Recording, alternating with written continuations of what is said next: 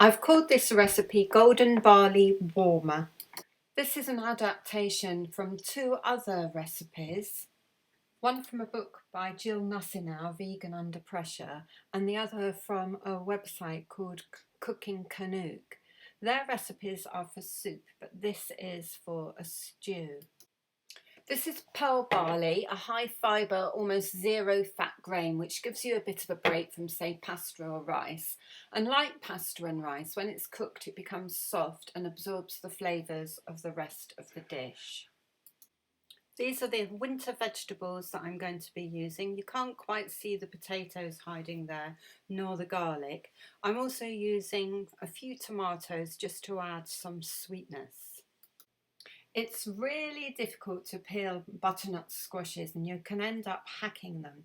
So a good way, I think, of peeling a butternut squash is to put it in the microwave first, just to soften it so that the peel can come off quite easily.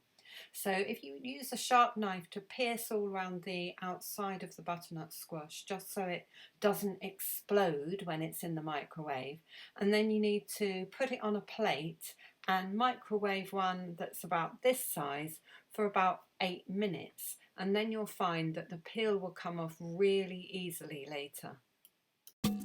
You then need to get to work peeling, slicing, dicing and generally chopping all the rest of the vegetables to about the same size as each other, just so that they cook in a fairly uniform way, and do that as quickly as you can. Obviously I've had a lot of practice, so I'm pretty fast here, as you can see.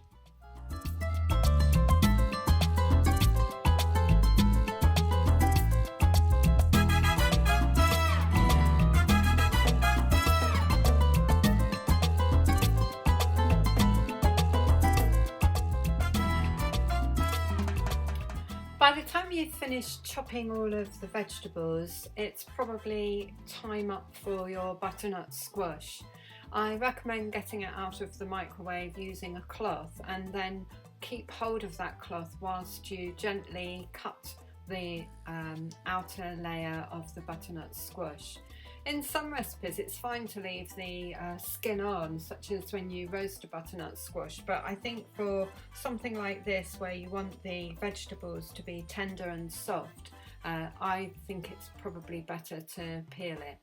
And anyhow, it's not too much trouble, because using this technique of the microwave, you can see it makes really light work of the peeling, where you can just take a sharp knife and gently go around the outline of the butternut squash and peel away the hard outer shell.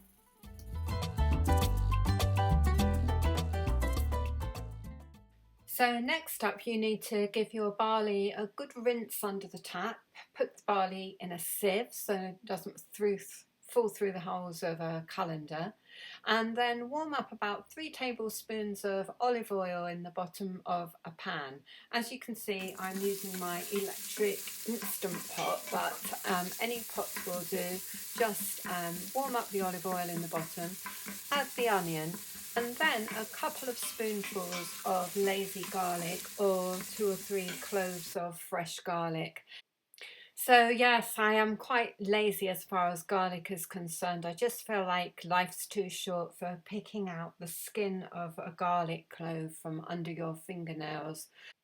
Then finally, you just pile in all of the rest of your vegetables, stirring them through gently, trying to make sure that all of the vegetables have got some kind of saute of olive oil on them. And I've used 2 cups of pearl barley, and so therefore I'm using 6 cups of stock, which I've just made up using bouillon powder, which I think, frankly, when you're using loads and loads of vegetables like this in a stew, is fine. I'm using a pressure cooker, and so I'm going to bring this to pressure and cook it for 25 minutes. If you're using conventional casserole dish on a hob, then what you want to do is bring that to the boil and then gently simmer, stirring occasionally for 45 minutes until the barley and the vegetables are all tender. I quite like the idea of adding some kind of pesto or dressing to a soup just to provide a completely different contrast of flavours. So in this case I've used a handful of basil and a handful of mint, 3 teaspoons of olive oil and a tiny pinch of salt because I avoid having salt, and mix that all together with some more lazy garlic. You only need 1/4 teaspoonful for this amount, and this provides a really nice contrast of flavour. If I was going to add anything else to it, it might be a squeeze of lime juice just to give that sort of piquant contrast to the very rich vegetable flavours of your stew, which should be ready in about 25 minutes. And it tastes really good just as it is, but actually you can also add a few drops of Tabasco sauce to serve, and it will add a kind of piquant contrast as well. And you end with this delicious, soft, warm, hearty stew. A nice rich vegetable flavour with a piquant twist with the dressing, and if you want it with the Tabasco sauce. It makes 6 really large servings, probably 8 for medium-sized normal people.